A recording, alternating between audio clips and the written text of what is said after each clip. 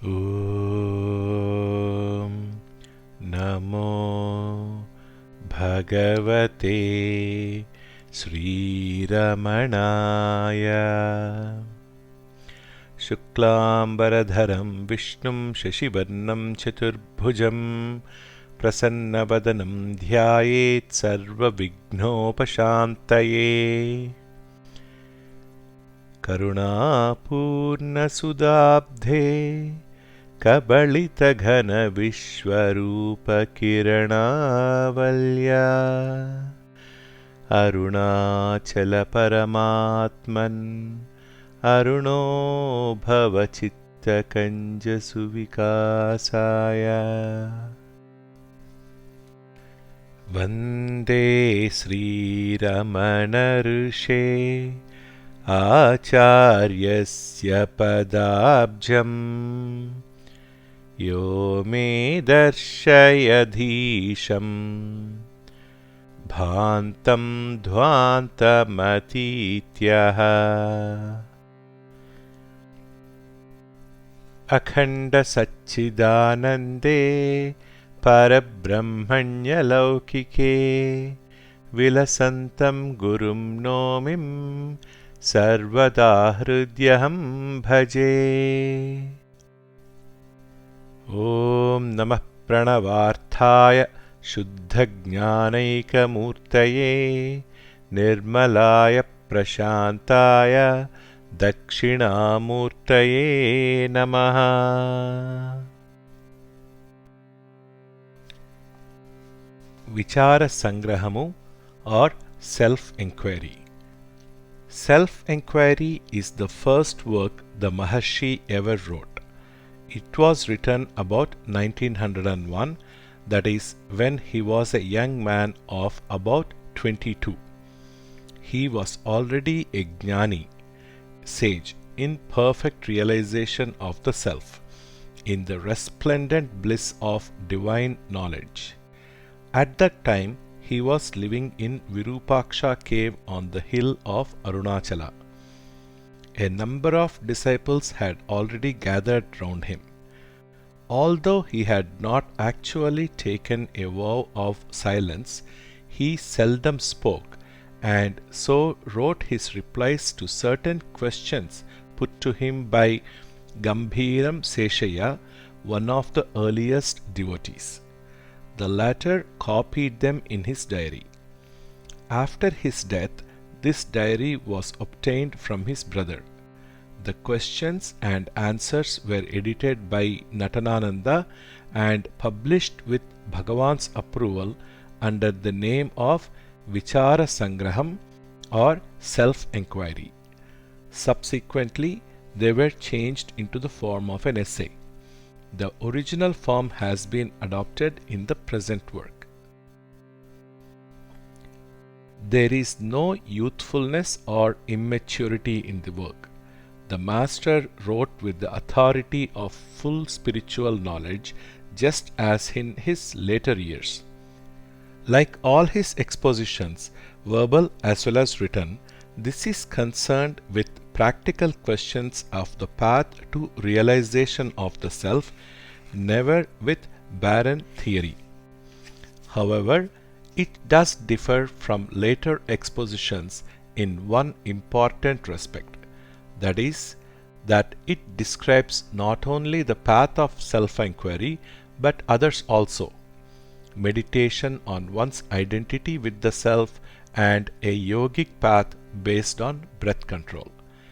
He himself prescribed only self-enquiry or submission to the Guru. He would say, there are two ways: ask yourself, who am I? Or submit. Why did he include the mention of less direct and more elaborate methods in this first exposition? The obvious contingent reason is that the disciple for whom it was written had been reading books about these various methods and asked questions about them. Perhaps also, in a wider sense, it is appropriate that there should first be a general exposition of various methods before the lifelong instruction in that which he prescribed. Certainly, the other methods, although described, are scarcely recommended. The breath control that is described is, of course, not mere physical exercise. It is the spiritual significance of the exercise that makes it an elaborate science. Science, in quotes, is indeed the right word for it is a traditional Indian science of self-purification. This makes it abstruse for the Western reader who has no previous grounding in it, especially as, like all sciences, it has its technical vocabulary which does not permit adequate translation without lengthy notes. One has to remember that in writing this exposition, the Maharshi knew that he could count on a technical knowledge of the science in question in the person for whom he wrote. The consolation for Western readers is to remember that he neither recommended nor prescribed this path, and in his later works scarcely mentioned it. It is not necessary for them to learn its technicalities. Invocation. Is there any way of adoring the Supreme which is all, except by abiding firmly as that? 1. Disciple. Master, what is the means to gain the state of eternal bliss, ever devoid of misery? Master. Apart from the statement in the Vedas that wherever there is a body there is misery, this is also the direct experience of all people. Therefore, one should enquire into one's true nature, which is ever bodiless, and one should remain as such. This is the means to gaining that state. 2. Disciple. What is meant by saying that one should enquire into one's true nature and understand it? Master. Experiences such as I went, I came, I was, I did come naturally to everyone. From these experiences, does it not appear that the consciousness I is the subject of those various acts? Enquiry into the true nature of that consciousness and remaining as oneself is the way to understand through enquiry one's true nature. 3. Disciple. How is one to enquire who am I? Master. Actions such as going and coming belong only to the body. And so, when one says, I went, I came, it amounts to saying that the body is I. But can the body be said to be the consciousness I, since the body was not before it was born, is made up of the 5 elements, is non-existent in the state of deep sleep, and becomes a corpse when dead? Can this body, which is inert like a log of wood, be said to shine as I? Therefore, the I consciousness, which at first arises in respect of the body, is referred to variously as self-conceit, tarbodham, egoity, ahankara, nescience, avidya, maya, impurity, mala, and individual soul, jiva. Can we remain without enquiring into this? Is it not for our redemption through enquiry that all the scriptures declare that the destruction of self-conceit is release, mukti? Therefore, making the corpse body remain as a corpse and not even uttering the word I, one should enquire keenly thus, Now, what is it that rises as I? Then there would shine in the heart a kind of wordless illumination of the form I. That is, there would shine of its own accord the pure consciousness which is unlimited and one, the limited and the many thoughts having disappeared. If one remains quiescent without abandoning that experience in brackets, the egoity, the individual sense of the form I am the body will be totally destroyed, and at the end the final thought, namely the I form, also will be quenched like the fire that burns camphor, that is, without leaving any sediment. The great sages and scriptures declare that this alone is release. 4. Disciple. When one enquires into the root of self-conceit, which is of the form I, all sorts of different thoughts without number seem to rise, and not any separate I thought. Master. Whether the nominative case, which is the first case, appears or not, the sentences in which the other cases appear have as their basis the first case. Similarly, all the thoughts that appear in the heart have as their basis the egoity, which is the first mental mode I, the cognition of the form I am the body.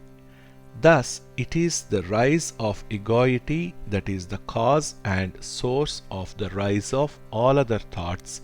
Therefore, if the self-conceit of the form of egoity, which is the root of the illusory tree of samsara, bondage consisting of transmigration, is destroyed, all other thoughts will perish completely like an uprooted tree.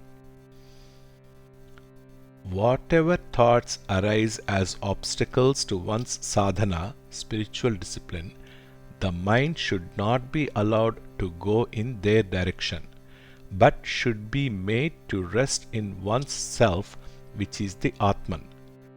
One should remain as witness to whatever happens, adopting the attitude, let whatever strange things happen, happen.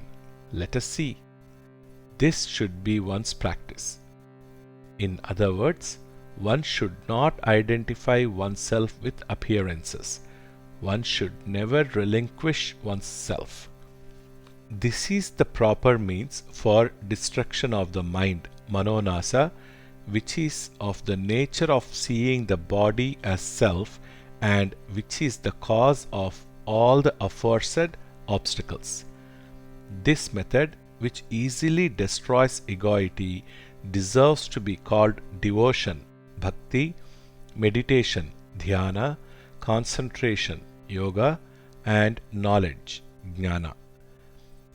Because God remains of the nature of the self, shining as I in the heart, because the scriptures declare that thought itself is bondage, the best discipline is to stay quiescent without ever forgetting Him, in brackets God, the Self, after resolving in Him the mind which is of the form of the I thought, no matter by what means. This is the conclusive teaching of the scriptures. 5. Disciple. Is enquiry only the means for removal of the false belief of selfhood in the gross body, or is it also the means for removal of the false belief of selfhood in the subtle and causal bodies? Master. It is on the gross body that the other bodies subsist. In the false belief of the form I am the body are included all the three bodies consisting of the 5 sheaths, and destruction of the false belief of selfhood in the gross body is itself the destruction of the false belief of selfhood in the other bodies. So, enquiry is the means to removal of the false belief of selfhood in all the three bodies. 6. Disciple. While there are different modifications of the internal organ, namely manas, reflection, buddhi, intellect, chitta, memory, and ahankara, egoity, how can it be said that the destruction of the mind alone is release? Master. In the books explaining the nature of the mind, it is thus stated: the mind is formed by the concretion of the subtle portion of the food we eat. It grows with the passions such as attachment and aversion, desire and anger. Being the aggregate of mind, intellect, memory, and egoity, it receives the collective singular name mind. The characteristics that it bears are thinking, determining, etc. Since it is an object of consciousness, the self, it is what is seen, inert. Even though inert, it appears as if conscious because of association with consciousness, like a red hot iron ball. It is limited, non-eternal, partite, and changing like lac, gold, wax, etc. It is of the nature of all elements of phenomenal existence. Its locus is the heart locus, even as the loci of the sense of sight, etc., or the eyes, etc. It is the adjunct of the individual soul. Thinking of an object, it transforms itself into a mode, and along with the knowledge that it is in the brain, it flows through the 5 sense channels, gets joined to objects by the brain that is associated with knowledge, and thus knows and experiences objects and gains satisfaction. That substance is the mind. Even as one and the same person is called by different names according to the different functions he performs, so also one and the same mind is called by the different names mind, intellect, memory, and egoity on account of the difference in the modes, and not because of any real difference. The mind itself is of the form of all, that is, of soul, God, and world. When it becomes of the form of the self through knowledge, there is release, which is of the nature of Brahman. This is the teaching. 7. Disciple. If these 4, mind, intellect, memory, and egoity, are one and the same, why are separate locations mentioned for them? Master.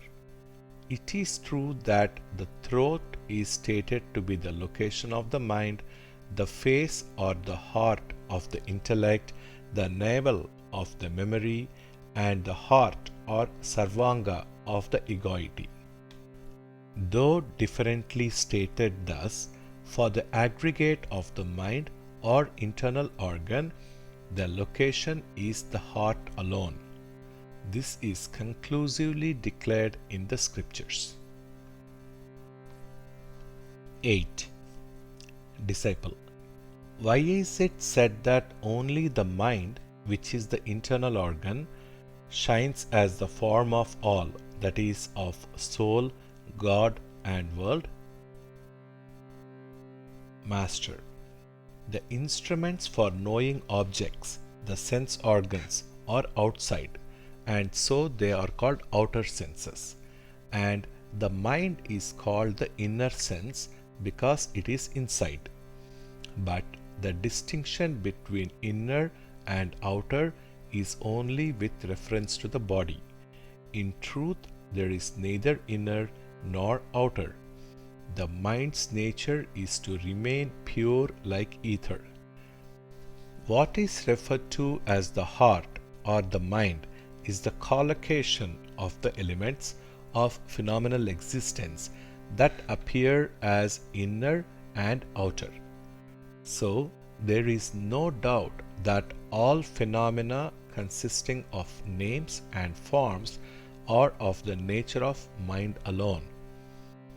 All that appears outside is in reality inside and not outside. It is in order to teach this that in the Vedas also all has been described as of the nature of the heart. What is called the heart is no other than Brahman. 9. Disciple. How can it be said that the heart is no other than Brahman? Master. Although the self enjoys its experiences in the states of waking, dream, and deep sleep, residing respectively in the eyes, throat, and heart, in reality, however, it never leaves its principal seat, the heart. In the heart lotus, which is of the nature of all, in other words, in the mind ether, the light of that self in the form I shines. As it shines thus in everybody, this very self is referred to as the witness, Sakshi, and the transcendent, Turiya, literally the fourth. The I-less Supreme Brahman, which shines in all bodies as interior to the light in the form I, is the self-ether or knowledge ether. That alone is the absolute reality. This is the super transcendent, Turiyatita.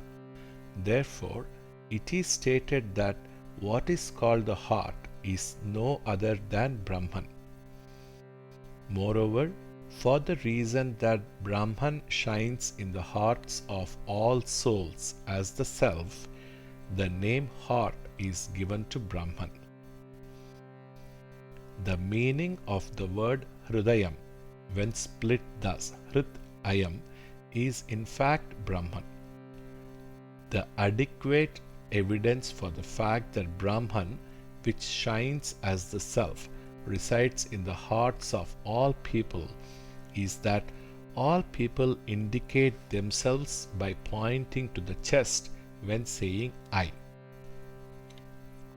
10. Disciple. If the entire universe is of the form of mind, then does it not follow that the universe is an illusion? If that be the case, why is the creation of the universe mentioned in the Vedas? Master.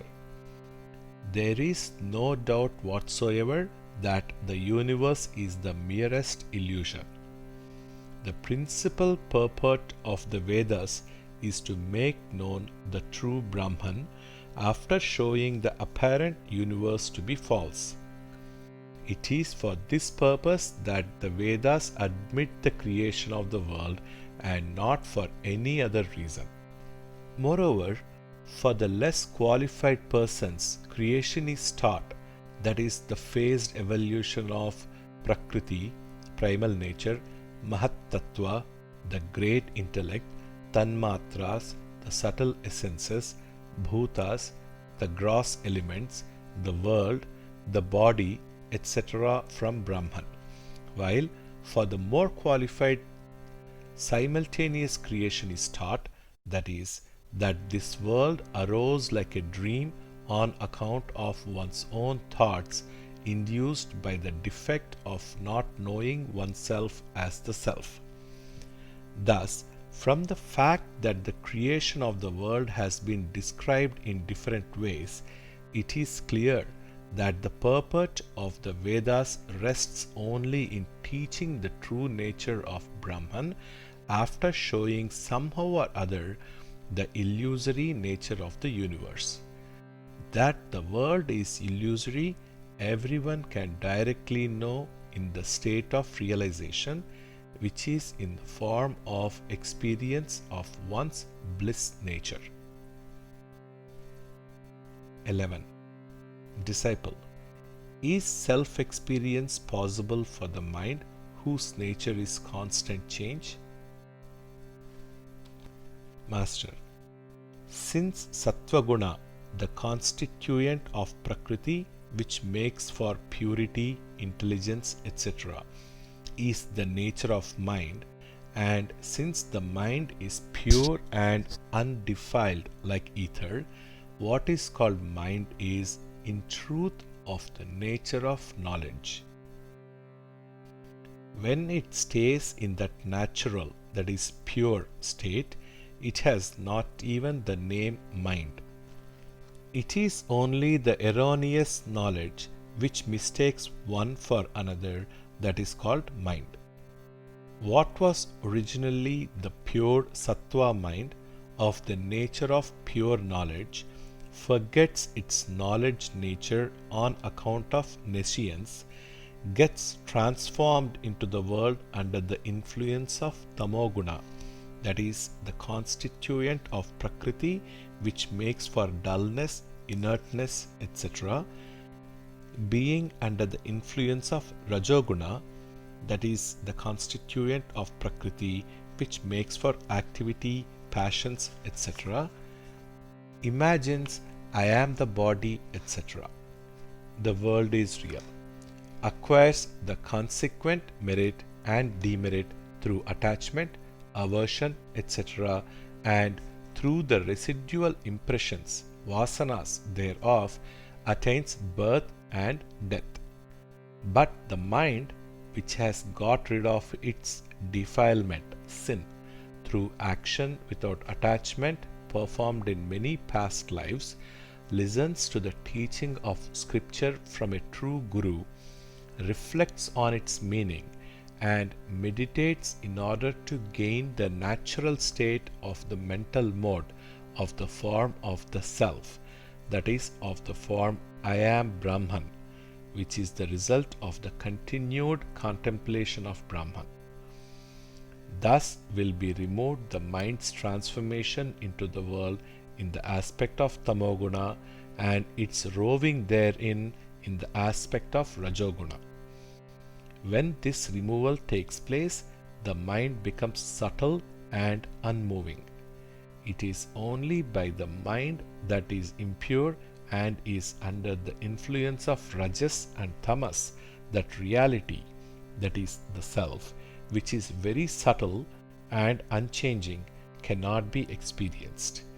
Just as a piece of fine silk cloth cannot be stitched with a heavy crowbar, or as the details of subtle objects cannot be distinguished by the light of a lamp that flickers in the wind. But in the pure mind that has been rendered subtle and unmoving by the meditation described above, the self-bliss, that is Brahman, will become manifest.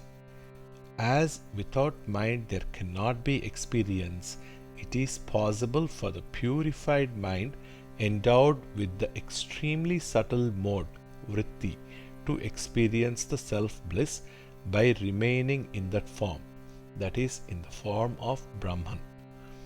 Then that one's self is of the nature of Brahman will be clearly experienced. 12. Disciple. Is the aforesaid self-experience possible even in the state of empirical existence for the mind which has to perform functions in accordance with its prarabdha, the past karma which has begun to fructify? Master. A Brahmin may play various parts in a drama, yet the thought that he is a Brahmin does not leave his mind. Similarly, when one is engaged in various empirical acts, there should be the firm conviction, I am the self, without allowing the false idea, I am the body, etc., to rise. If the mind should stray away from its state, then immediately one should enquire, "Oh, oh, we are not the body, etc. Who are we?" And thus one should reinstate the mind in that pure state. The enquiry, "Who am I?" is the principal means to the removal of all misery and the attainment of the supreme bliss. When in this manner the mind becomes quiescent in its own state, self-experience arises of its own accord without any hindrance. Thereafter, sensory pleasures and pains will not affect the mind. All phenomena will appear then without attachment, like a dream. Never forgetting one's plenary self-experience is real bhakti, devotion, yoga, mind control, jnana, knowledge, and all other austerities. Thus say the sages. 13. Disciple. When there is activity in regard to works, we are neither the agents of those works nor their enjoyers. The activity is of the three instruments, that is, the mind, speech, and body. Could we remain unattached, thinking thus? Master. After the mind has been made to stay in the self, which is its deity, and has been rendered indifferent to empirical matters because it does not stray away from the self, how can the mind think as mentioned above? Do not such thoughts constitute bondage? When such thoughts arise due to residual impressions, vasanas, one should restrain the mind from flowing that way, endeavor to retain it in the self state, and make it turn indifferent to empirical matters. One should not give room in the mind for such thoughts as, "Is this good or is that good? Can this be done or can that be done?" One should be vigilant even before such thoughts arise and make the mind stay in its native state. If any little room is given, such a disturbed mind will do harm to us while posing as our friend. Like the foe appearing to be a friend, it will topple us down. Is it not because one forgets oneself that such thoughts arise and cause more and more evil?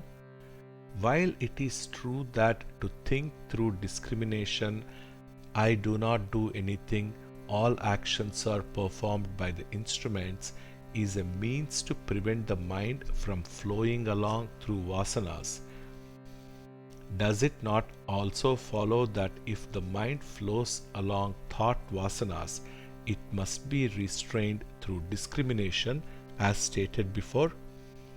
Can the mind that remains in the self state think as I, and as I behave empirically thus and thus? In all manner of ways possible, one should endeavor gradually not to forget one's true self, that is God. If that is accomplished, all will be accomplished. The mind should not be directed to any other matter. Even though one may perform, like a mad person, the actions that are the result of prarabdha karma, one should retain the mind in the self state without letting the thought "I do" arise. Have not countless bhaktas, devotees, performed their numerous empirical functions with an attitude of indifference? 14. Disciple.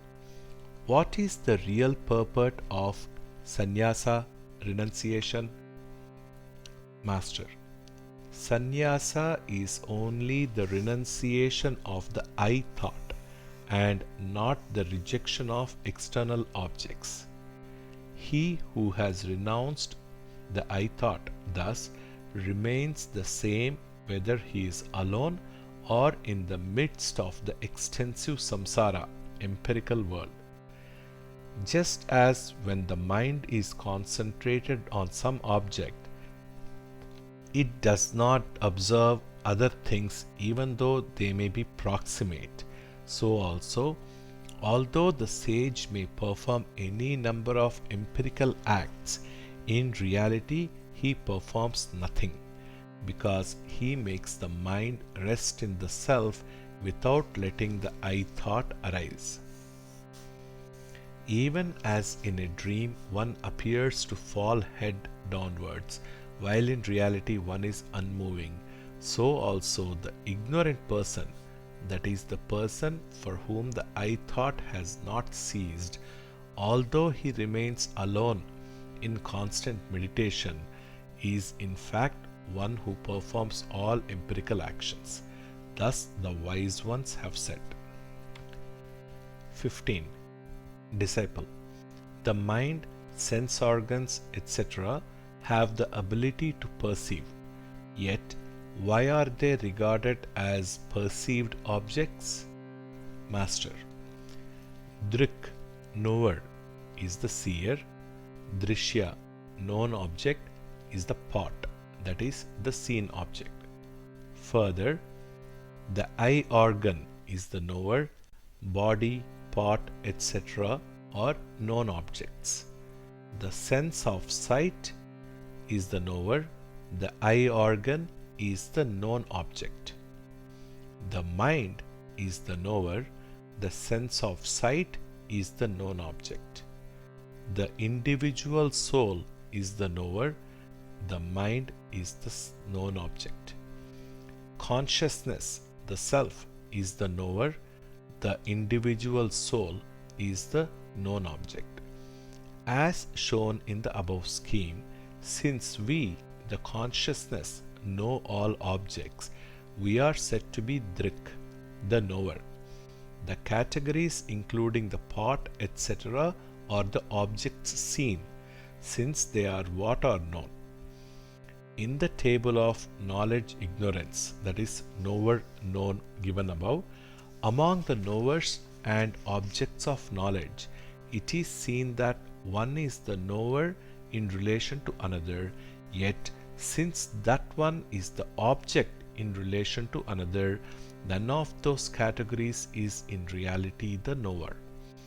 Although we are said to be the knower because we know all, and not the known because we are not known by anything else, we are said to be the knower only in relation to the known objects. In truth, however, what is called the known is not apart from us, and so we are the reality that transcends those two, the knower and the known. All the others fall within the knower-known categories. Om Namo Bhagavate Sri Ramanaya. Sarvam Sri Ramanarpanamastu. Om Shantihi Shantihi Shantihi.